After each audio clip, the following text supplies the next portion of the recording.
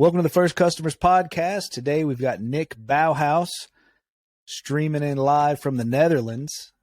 He is the owner of Bouwhuis IT, and he also works for Speak Up, a voice over IP company. Nick, welcome to the show. Thank you for having me.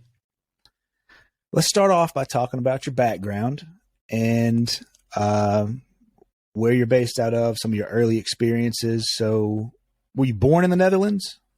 Yes. Okay. I'm born and raised. You'll probably hear that from my accent as well. And just keep in mind that English isn't my native language. So sometimes you'll see me searching for words, but I should be all right. Yeah, it'll be good. All right. Perfect. So growing up in the Netherlands. Correct. Way across the world. Did you sell anything or have little like kid businesses? Like in America, it's a common thing for kids to sell lemonade in their neighborhood or something like that. Or maybe part of school, you have to do fundraisers or go door to door trying to sell things. Yes. Oh, yes. I have experience with that. A tradition in the Netherlands is to host like a little flea market on, it used to be Queen's Day, now it's King's Day, Koninginnedag and Koningsdag, as it's called. It's a tradition to go to your local mall, shopping mall, and basically sell whatever you want to sell. Mostly it's little things, and you deal with customers that start looking around, try to draw them in, saying, I got a special price for you, basically. And I remember having tons of fun with that. And what kind of things would you sell? Basically all toys that are laying around, like books and anything that I could sell, basically. I remember searching around the house just for anything that I could sell, because I just liked the interaction and making money, of course. That's always good.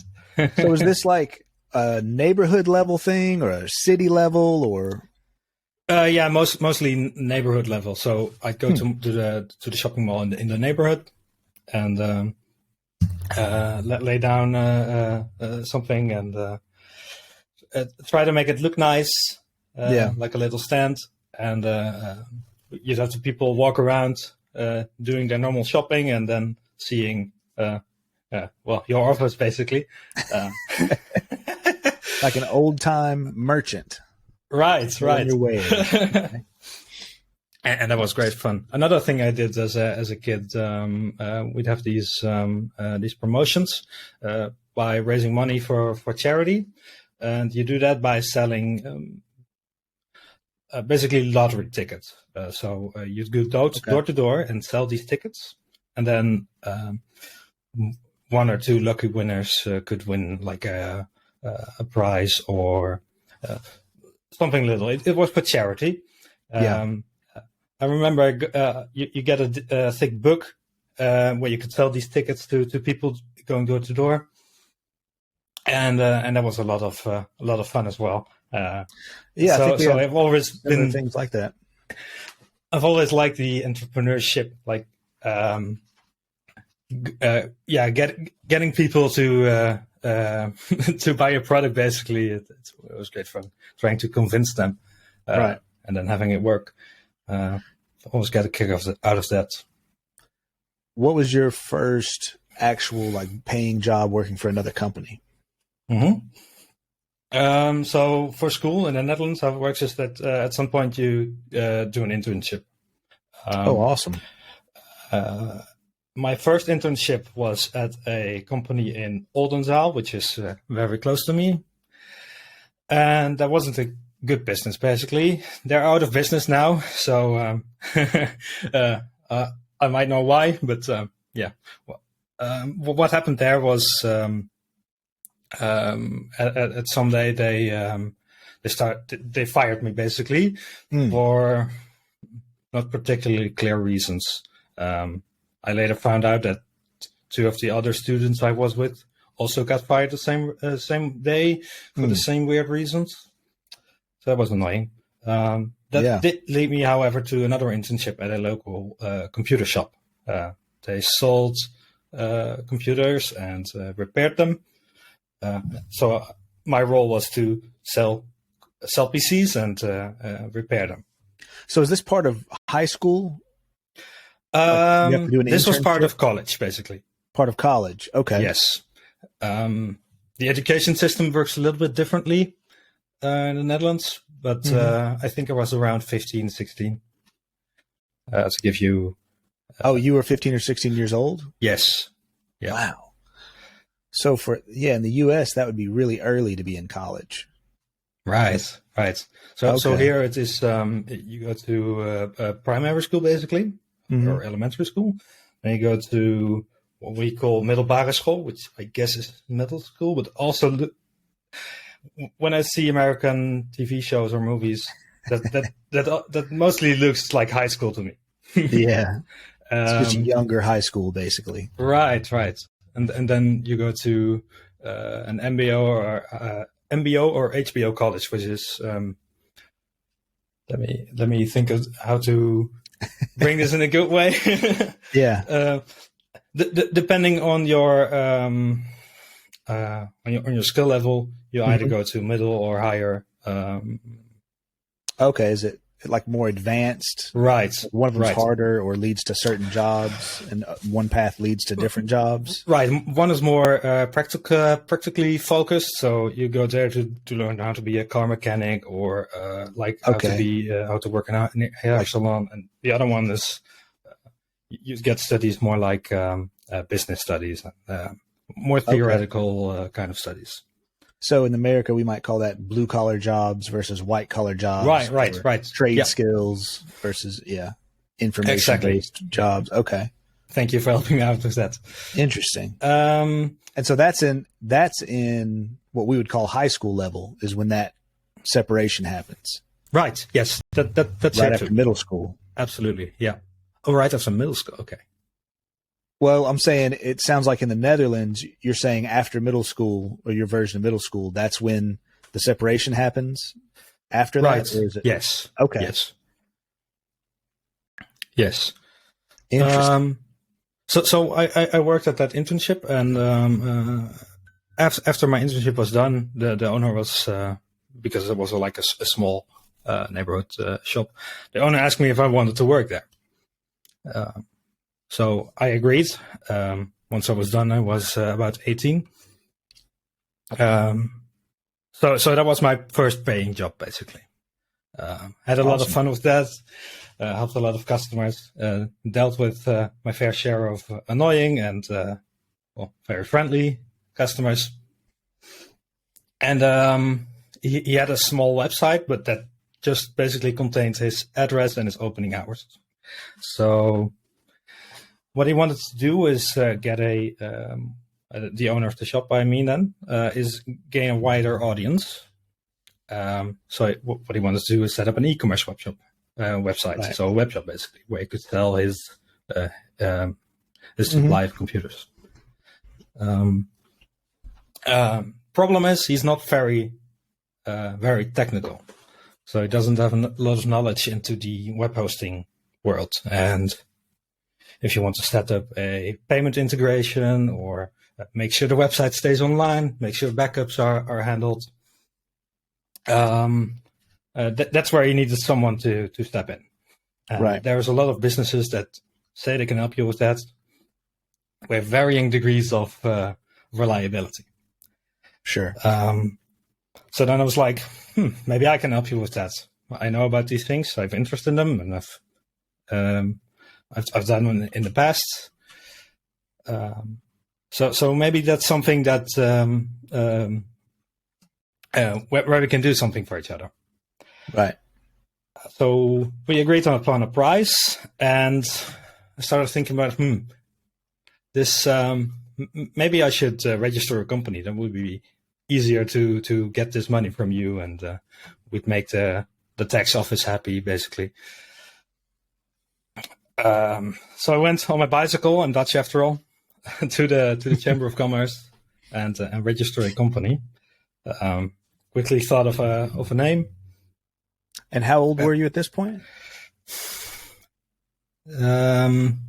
think it was 18 or 19. So you can just go down and start a company. Yes, not a problem. Really? Yes. You have to pay any fees or anything?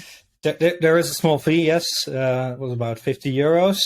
And then they charge you 20 euros to get a piece of paper saying that you registered a company, which I later learned you can decline. Can you do it all in that moment, like one visit? What I did is I announced my visit online. Basically, told them what my company name is going to be and what kind of activities the company is going to do. But yeah, after I made an appointment and went down there, then everything was handled and I got signed in. Huh. I didn't set up an LLC or what we call in the Netherlands a BV, which those business forms look a lot like each other. I set up I guess that's a sole proprietorship in the US, where I'm responsible for any damages that I might incur. Right. So you can just do that with a little online work and a visit down to the old Chamber of Commerce. Yes. That's great. It was very easy. I was surprised on how easy it was. Okay. That's cool that the Netherlands is that business friendly. Yes, very. Yeah. And no recurring fees or anything like that. It's just go down there. So there's no yearly fees? Nope. Not even just locally, like for the city. The city doesn't charge any yearly fees or. No, it's all rolled into taxes. Oh, okay. Yeah. Like your income taxes. Right. Yeah. Okay. That makes sense. All right. So, and then that's when you started the Bouwhuis IT. Correct. Wow. Okay. So, and that was your first customer, the guy that you were working for became your first customer? Is that how that works? So I met him because the first internship failed. I got fired for some weird reason that I think they just made up on the spot. Right. And just by chance, because I didn't tell you this earlier, but the school required me to get a new internship within a certain amount of days. Otherwise, I'd failed that entire semester. Wow. So I started looking around, and I found a little computer shop, and I always, when I went by that shop, I thought, I wonder who runs that, and I wonder what they're like. I never went in there, never had any interest. Anything I needed, I just ordered online. But I wish I went in there earlier because it's great that places like that still exist and still can exist. Whenever you need something like a small part, you can just hop in there and hop out and not have to wait for shipping or anything else. So he hasn't been eaten up by the online stores and marketplaces yet. Correct. Yet. Okay. I certainly hope that never happens. He basically became an online retailer himself, right? Okay, to kind of supplement the local income. Correct. Yes. I see. Okay. And so now you've got one customer in the history here of your business. So how did you grow from there to get multiple customers? Mm-hmm. So what started happening was he'd get a lot of, like the computer shop, get a lot of customers that starts asking all kinds of random IT related questions. And he was never able to fully help them with everything because these questions vary from can you help my business set up this server so I can work with my 20 employees on collaborate with my employees on the files, but he also gets I threw my phone down the stairs. Can you please replace the screen? So whenever you get questions that are a little more involved, like not really a fit for his shop, he'd call me and say, maybe this is something you're interested in. So you had like a strategic partnership in a way. I didn't go into that. Didn't go into it that way because a company always, and my own companies always seemed like a huge liability.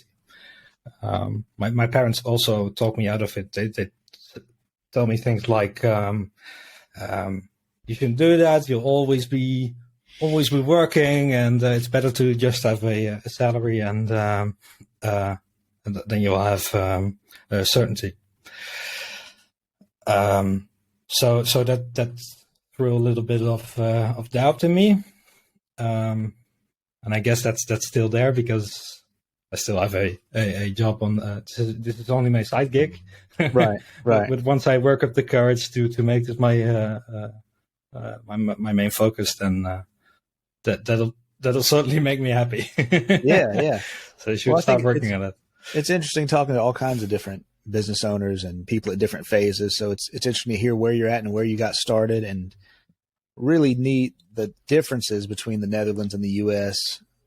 in that high school age, because that's, I think, so different from the expectations in the U.S. for the majority of people. I know there's little segments of people who really get ambitious and try to start a business in their teenage years or something like that. But for the most part, I think it's still the general culture to be, hey, you're in high school, you're still a kid, and then you go to college to kind of become a young adult, and maybe even still are really relaxed about life, and you don't have to really get serious till it's time to get a job or something like that. That's right. Sadly, I think the general culture, but I think that's starting to change. Maybe because of all the startups success with these younger founders, that inspires people. So it's interesting to hear how different it is, how they set you guys up to transition right into the workforce. It seems like such a cleaner transition from school life to work life. Right. Yeah, because I don't have a view of what the American system is like. This feels very, very natural to me, and. You basically, what you do during such an internship is indeed you'll become an employee of the company. Basically, you start doing the stuff that anyone else does. You also work on an assignment that you get, or you make up. Once it's approved, you can do that. But yeah, I think it's a great way to gain some work experience and start getting ready for the real world. Absolutely. Would you say that, like, it's common for people to start their own businesses in their teenage years in the Netherlands, or is it mostly just people are trying to get connected to a company and get a paying job and a salary? Right. So the sentiment is what my parents told me, basically. So if you start your own business, you'll always be working, and you'll never have time for fun things or social activities. I see why they said that. I don't necessarily agree. You'll always be at work. Sounds like a bad thing, but if you're working on your dream, then that's not a bad thing at all. Beautifully said. That's right. And eventually, if you grow it big enough, you can hire in people or delegate work. So you're not the one who has to be, 100% in charge of every task. Yes, exactly. And I, to come back to your other question, I don't think it's very common for teenagers to start their own business. It's certainly, I wouldn't say encouraged by the government, but it's it's somewhere in between encouraged and not being paid attention to at all. It's gotcha. So it's still kind of rare. I'd go with. Okay, lightly encouraged. Yes. So you'd have at colleges, you'd have lessons about entrepreneurship and how to handle all the bureaucracy that surrounds entrepreneurship. Also, they share success stories from other young entrepreneurs. I think that's really good to get other people enthusiastic about entrepreneurship in general. Yeah. All right. Tell me about maybe when you were first starting the business or first working at some of those early jobs. Any big tragedies or extreme moments, big high, big low, Mm-hmm. anything like that? Like I know that you were telling me beforehand that you deal with some cybersecurity issues sometimes. Maybe you can get into some of the Yes. best, worst case scenarios you've been involved with. Yeah, certainly. So I got two stories for you. One is where the business owner of the first computer shop called me up and they said, I have a customer here that is dealing with some kind of virus attack. They don't really know what's going on, but they got weird messages on the screen. They don't really know what it means. Can you take a look? So I made an appointment with that customer and went to the business, and I immediately saw that it was WannaCry. WannaCry was a big uh, ransomware attack that was going around. You said that's WannaCry? Is that Yes, yeah. WannaCry? Okay. It's been in the news. It was in the news back then, I and remember hearing about that. Yeah, it hit a lot WannaCry of ransomware attack. Okay. yeah. So that was one big. I don't know why my camera is decided Yeah, it's to changing focus every once in a while. yeah, not sure why it's doing that.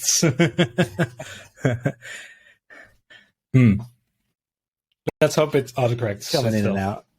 The audio listeners can still hear you well. Oh well. So with ransomware, it's always tricky, right? Your data is gone, and it might cost you a lot of money to get your data back, or to restart your business again, to get it fully up and running again. I'm sharing a screen about WannaCry yes. real quick. Is that what we're talking about? Can you see that? This is the one. Yes, I remember that screen very vividly. Yeah, it had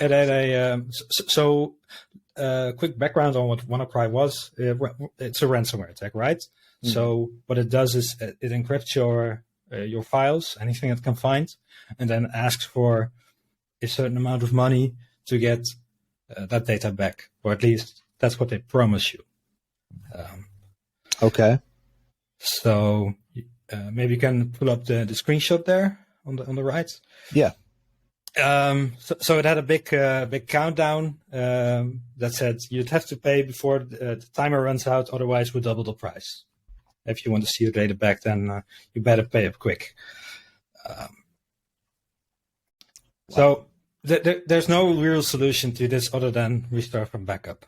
But this company. So you lose all your data on the device. Correct. Yes. Wow. And so you said it would count down and then it would double. Like, was it in certain intervals? It would double what they were holding you at ransom for. I don't know if it exactly was double, but it increased the ransom price. Wow. So yeah. And you had to pay in Bitcoin. Yes, they like to stay anonymous. So of course. So yeah, they asked for a certain amount in Bitcoin, and once I got to fully explain the company what was going on, they were certainly happy to pay this the amount that was asked for, which is a bad thing, right? If you pay, then you keep this business case for the criminals. Right. Yeah. So they create an incentive. Right. Sorry? Right. They're getting what they want out of Correct. the situation. So yes. They did pay in that situation for your client. In this situation, they didn't. I managed to talk them out of it. But I could certainly understand where they were coming from, right? Right. Their business had completely stopped. So they couldn't do any more business. All their important files, like the clients they were working on, were stored on their computers. What kind of business was it? This was like an HR agency. So they had some personal information. Candidates for. Sorry.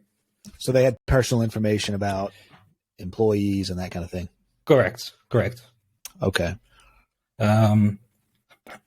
So in that So case, you had to totally delete everything or basically reformat their devices. Did you have any backups from before the virus was yeah, on so there? so they didn't have any backups, and they weren't a Oh, customer of me until they asked for my help with this virus attack. So that was very wow. bad. I helped them reformat their PCs and then set up a backup locally and as well as in the cloud. Um, Nice. so I make sure that this can never happen again. Um, and Yeah. yeah, they remain a happy customer to this day. And yeah, that was certainly a story that I won't forget very quick. Man. I mean, So a lot of people in the IT field had to deal with this ransomware attack, and it's very unfortunate that it happened. I guess over time, the different antivirus software or basic safety protocols that all the different software updates include, they account for these kind of things, and it's less common. Right, but they can't account for I wouldn't call it stupidity, but Okay. bad practices. All right. Name some bad practices that would get you hit by the old WannaCry. Yeah, so opening ports on your router, you can certainly do that. I wouldn't say that's insecure by itself, but if you don't know what you're opening up and not updating the things that are behind your firewall, then you might be in trouble. WannaCry was successful because a lot of people hadn't updated their Windows servers. It was a Gotcha. vulnerability in an old protocol, and Microsoft had known about this issue for a while and had actually patched this a few months earlier. But yeah, still a lot of people got hit by this attack, and that's just because people weren't updating their servers. Wow. Update your servers, everybody. Absolutely, And absolutely. they can hire you to update their servers for them, right? Correct. Yes. I can do remote work as well. That's not a problem for me at all. Okay. So another story I have is a customer that hired me for basic server management. They had a server on location, and they needed someone they can call for assistance to make backups, make sure that thing stays running. And this was a dentist office. Unfortunately, 3 years after they hired me, and we had a nice support contract, so they did nice monthly payments to me. I suddenly noticed that the regular payments stopped, and I saw the server go offline. Tried to call them, see what's going on. Couldn't get a response until I got the message that they went bankrupt, which is always unfortunate for a business owner. Sure. What happened afterwards, though, is that I decided to look up the auction for their belongings. And, well, because the server was on site, the server was also part of the auction. The server was their ownership, so that's not a problem per se. So once I saw that the server was still on, and that means that if the server remains on, that also means that the disk is unencrypted, because I encrypt the disk for basically any device I set up with customers, just for security. And you said the server was up for auction. Is that what you said? Correct. Is that what happens Yes. after a bankruptcy? They put everything up for auction. Correct. Yes. But it was still on somehow. Yes. But that also means that the data is unencrypted, and that was a huge issue for me. So just for security, I called up the trustee that oversaw the bankruptcy of this company, and I told him, "Hey, I manage the server at this and this company. I know you're the trustee. Can you please make sure that the disks that are in the server on location will be wiped or destroyed?" And he responded to me like, "Yeah, sure, we do this all the time. That's not a problem at all." I didn't trust him because I've bought servers at auctions before, auctions like these, and what happens is the hard drives with the data still on them get auctioned with them. Oh, so that man. means that you'll be in possession of data from a bankrupt company, and that might Wow. contain some sensitive data. That And just since seems like a honeypot for anybody who's wanting to. Now, you don't even have to hack anything. You just have it, right? you buy it, you pick it up, it's all legal, and nobody thinks about the data that's on the server. That's crazy. So that's the reason I encrypt disks. For laptops, it makes sense. You take it with you, and if it gets stolen, you want to type in a password first before you can use it, before you can get to the data. Right.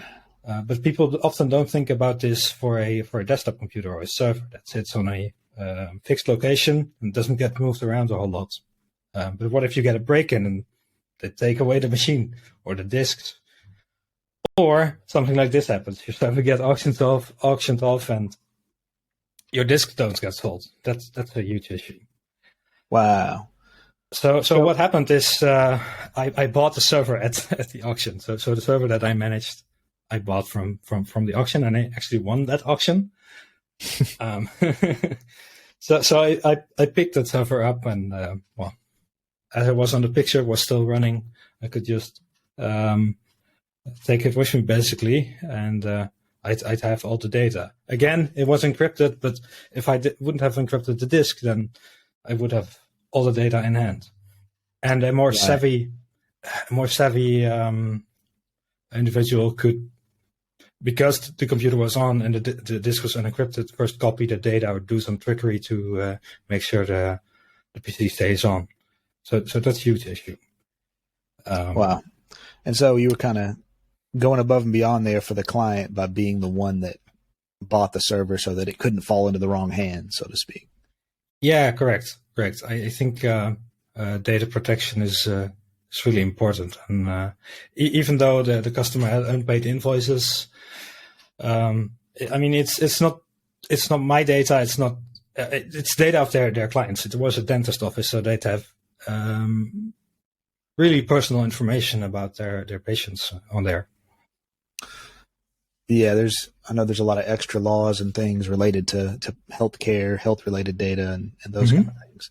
Yeah, certainly. What do you say the main problem is that your business solves for clients? That's basically the hassle of the IT world, right?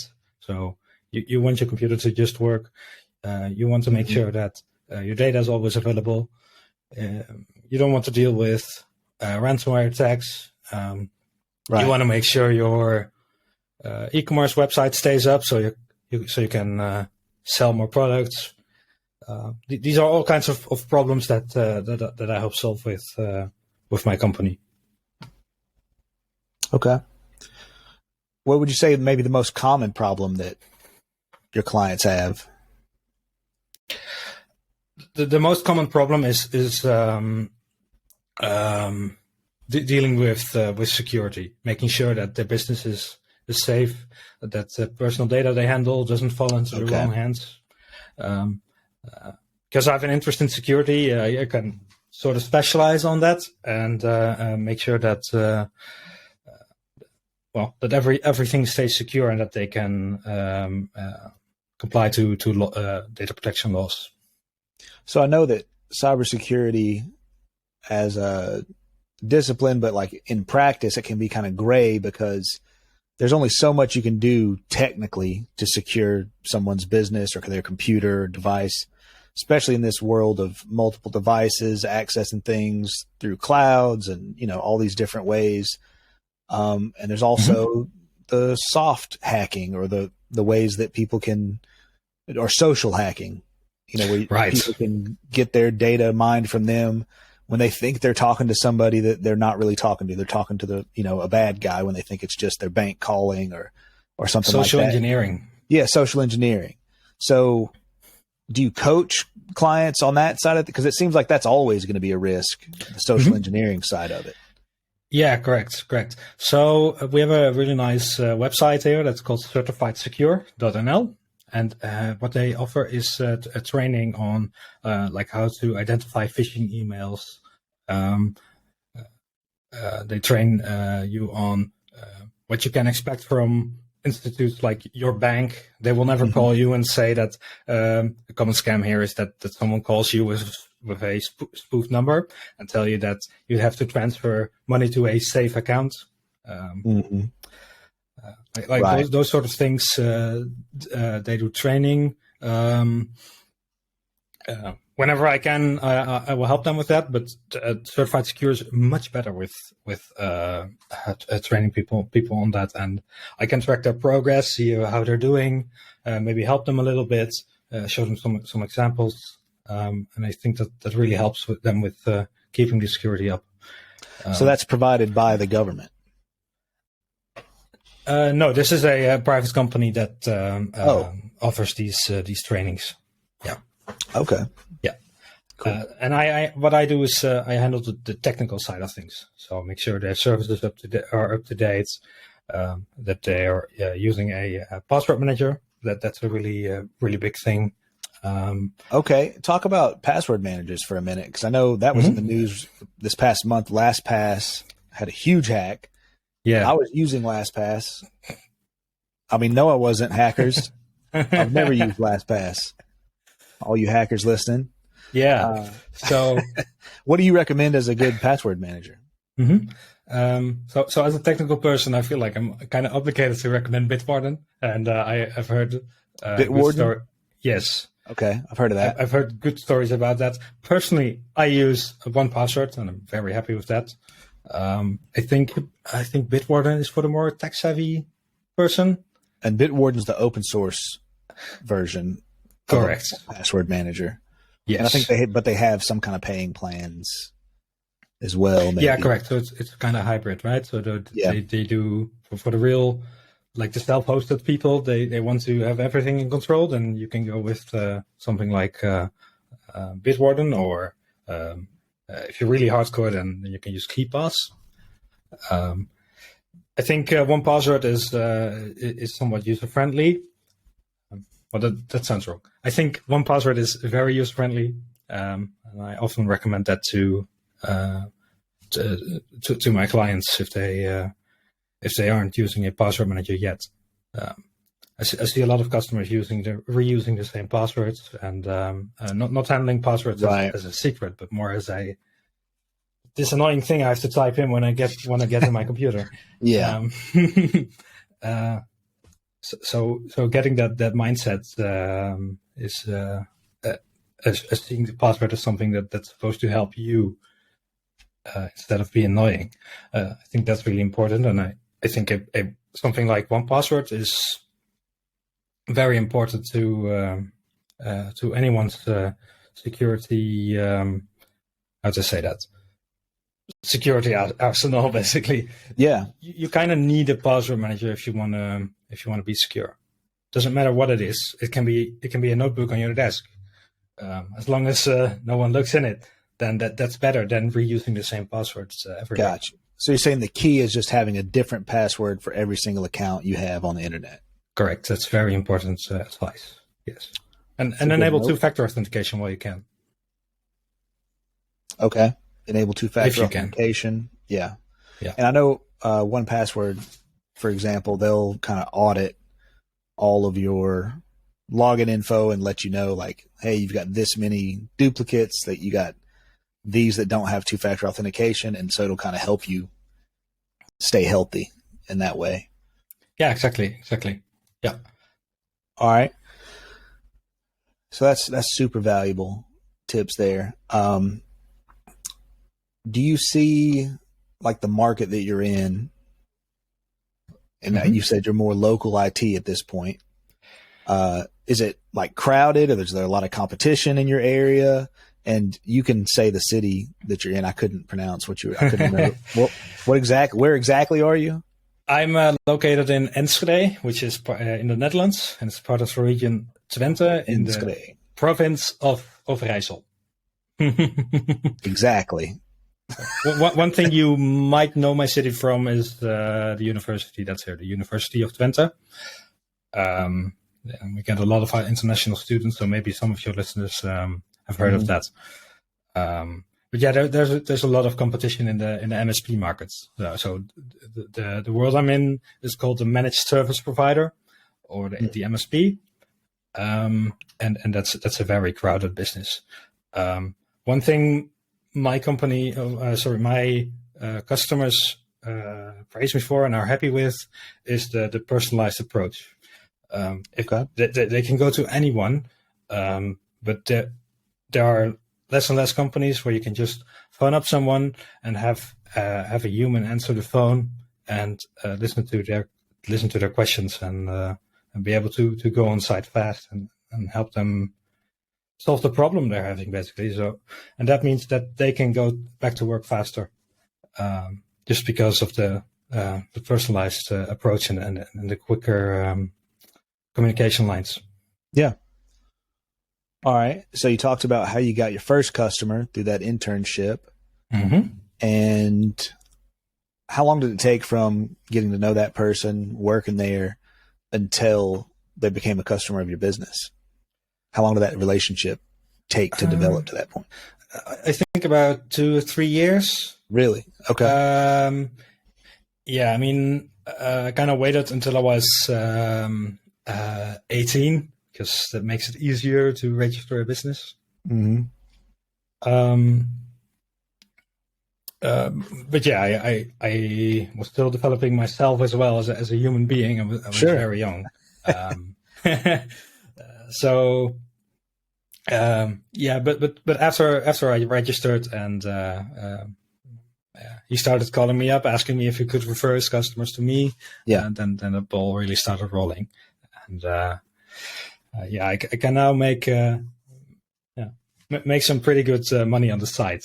It's a pretty good side business. Yeah. Yeah. And All right, it's fun too. Let's do a little rapid fire question. Sure. Round here. We'll just go through different types. It's basically like a marketing audit in a way, sales and marketing audit, to see if are you doing any kind of self-promotion at this point? Because you mentioned you were basically getting referrals. Mm-hmm. Okay. So let's start with traditional marketing, and I'll just kind of go down a list of different tactics, and you can say kind of yes or no, or talk more about each one as we go. All right. Direct marketing tactics like face-to-face meetings, cold calling, or sending mail to people. Mm-hmm. So sometimes there are like business meetups where entrepreneurs from the local area meet up. Yeah, I certainly like to be there and talk to people. Yes. Okay. That's a great place of doing business. Other types like cold calling, I'm not a real big fan of. I like a word of mouth, basically. So yeah. Okay. And sending any mail out to people, like physical mail advertisements? Mm-hmm. Not at the moment, no. Okay. Is that even legal in the Netherlands? Can you send out kind of spam mail? Yes, and it's opt out. People can put a little sticker on their mailbox saying, "No, I don't want to receive any." Wow. Any advertisements, and then that should be that should be honored. Sometimes that doesn't happen, and people go print their flyers and put them in random mailboxes everywhere. Yeah. I always think that's very bad advertisement for this company, but yeah, who am I? So you just got to put a sticker on the mailbox, and you don't get any advertisement emails. Correct. Yes. That's amazing. You can get the sticker for free too. You can just request it at the municipality and they'll mail it to you. I'm going to get one and put it on my mailbox. I can send one over if you're if you really want. I can send one all the way to the US. That's no problem. A Netherlands no advertisement sticker on my mailbox. Correct. Okay. What about nay? What about newspaper ads, magazine ads, anything like that? No, not currently. Like I said, Okay. it's a side business, and I have Hmm. to uh, keep time free for my other business, and I don't want to be too busy, Okay. basically. Okay, I got you. And I So are you got doing it. any kind of advertising at all, like paid advertising? Mhm. What I do is a sponsorship. I sponsor a local theater group, Okay. and once they have their performance, they hand out like a little info booklet, and I got an advertisement in there. I helped that group with the website and anything else they might need on uh, um, for IT needs, and Yeah. I do that for free. And in exchange of that, they'll advertise my company, and yeah, it's a great way to get some extra customers. What about Um, let's move over into digital marketing. mhm. You said you have your own website. Do you blog, like put out content on a regular basis? No, not currently. I do some like Facebook or Instagram marketing, and I Okay. try to keep that very localized. Because, like I said, one of the unique selling points I have is that I have a friendly face that I can show up with at the customer site, or Hmm. yeah, be there in person, and be someone that they can ask difficult questions to. So at the moment, I'd like to keep my business very localized, and I do uh, marketing on that level, but not extremely so. Like I said, I have to keep time free for my other job. Right. So you just do a little bit of content on Facebook and Instagram. Correct. So no Twitter, YouTube, TikTok, Uh, anything else. yeah, there's a Twitter account that doesn't have a lot of activity. Okay. Basically, just to have the name reserved for any future needs. What about LinkedIn? Yeah, I have a LinkedIn page, and I sometimes share customer success stories on there. So That makes sense. once I solve a problem for a company that's well known in the area, or have a new product launch, I can advertise on there, and that has a pretty good reach too. Okay. So right now it sounds like you're basically at the size you want to be for now. Roughly how many clients are you serving with your Bauhaus IT? Mm-hmm. It's about 50 at the moment, and 50. that varies from managed hosting for like a property management company, or Mm-hmm. an HR recruitment company, um, to a creative agency that needs someone technical to help them with their hosting. Wow. So a 50 wide range clients of you're able to, clients. so you're Yeah. able to manage 50 by yourself. Yes. I mean, I sometimes give some work to people on Fiverr. Once, Okay. For like a if I'm really, specialized task or something. yeah, exactly. Or if it's something that I don't really have time for, then Hmm. I can kind of collaborate on that with someone on Fiverr. That's a platform that has really helped me keep my workload at a manageable level. Awesome. Um, Well, man, I but think yeah, we've covered most of the questions I had for you. I've got a good picture of what you're doing, how you're getting cool. customers. Sounds like you got the most stable approach ever. You're full time on your main job, and you've got a steady side business going. Mm-hmm. So this is really interesting to hear about the amazing sweet life of the Netherlands, where everybody is wise and low risk and building Yeah, steady yeah. lives and steady businesses. That's one thing about my business too, right? Is because it's so much knowledge based. I didn't have to do any big investments, or Mm, I take huge risks. Basically, I can pay for everything with the money I get from my customers. That's how a right, business should operate, right? You should make a profit, not a loss. right, Um, right. So you didn't have much of a startup cost. It was just maybe your computer and office I already had a materials. computer. I already had a good Right. place to work. I was still living Yeah. at my parents back then. I now got a place of my own. But yeah, very little cost, very little risk. And I basically sold my knowledge that I gained through just sheer interest and hobby. That I could make that into a business. That's I would have never thought of that back then, and it still kind of amazes me now. It's really great. So how close are you to Amsterdam? That's about a 2-hour drive. Okay. And the name of your city again? Enschede. Enschede. I see it. Okay. Do you see it on the map? I do. I'm going to share my screen. Awesome. We've gone over most of the normal first customers related questions, but I'm just curious about the Netherlands now. Very good. Yep, that's it. Enschede. Yes. All right, I'm going to go in here. Look at this beautiful little Dutch town, Dutch city, right? Isn't that right? I guess you refer to yourself you can call it a Dutch, city. A city? Yeah, certainly. Look at that. Architecture, you got some art.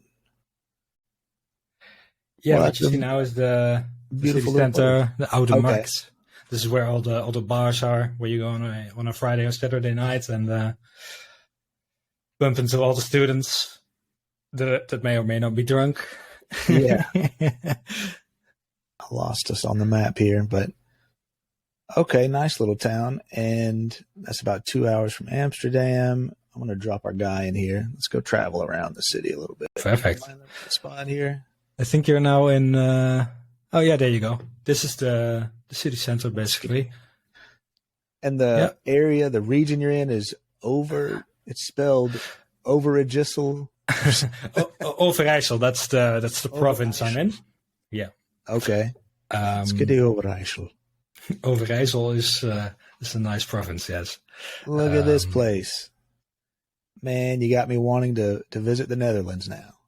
I mean, you should come over. It's very fun. Sure. Most people, if they think of the Netherlands or Holland, they think of Amsterdam, right?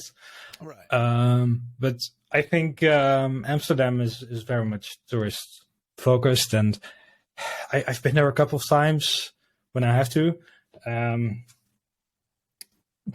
I also I always feel like if you come to the Netherlands and you think you've seen it once you visited Amsterdam, then I'm sorry to tell you, you haven't visited the Netherlands. You've visited,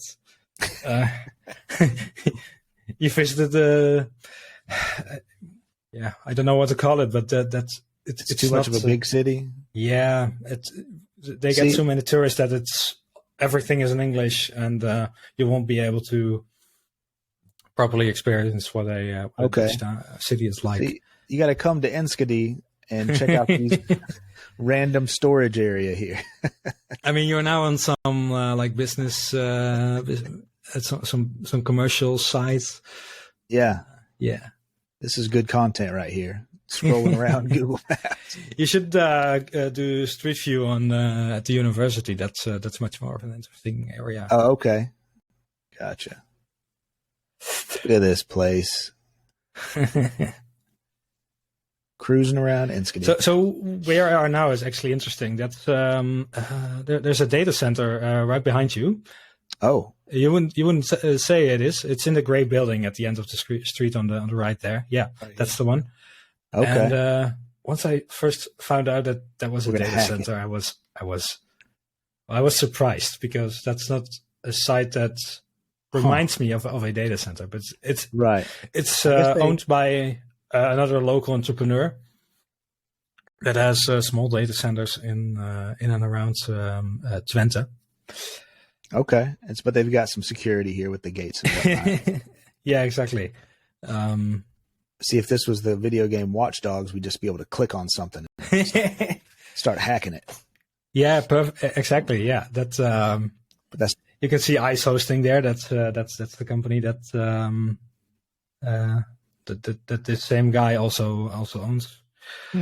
Yeah, it's an interesting concept. I wouldn't go there for my for my customers. I do have some servers hosted in Hengelo, which is very close to Enschede, like a 30-minute drive, 15 to 30 minutes. Okay. And they handle security a little bit better. You also pay for that extra security. That's cool.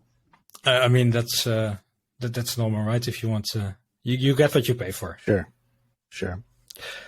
All right, Nick, take a minute to close us out and think about the local customer, your ideal customer, and just give them a pitch about your service and why they should use your business. Mm-hmm. Right. So I normally do this pitch in Dutch, right? So that's that's a little bit. Maybe you could do it one in English and one in Dutch.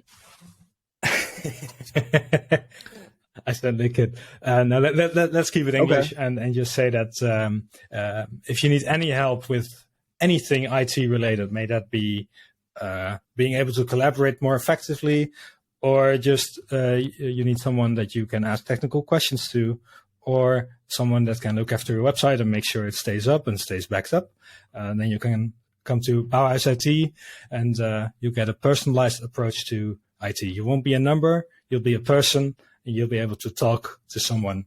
I think that's very unique in in Twente. Well done. And you have your own website? Bouwhuis IT? Yes, so that's bouwhuisit.nl. Okay. And it's entirely in Dutch, but I think Google Translate can make something of that. Translate it for us. And where can they find you on social media? So it's Bouwhuis IT on all the platforms. Okay, cool. Well, Nick, thank you very much for your time. Thank you for having me. Bye, everybody. Bye.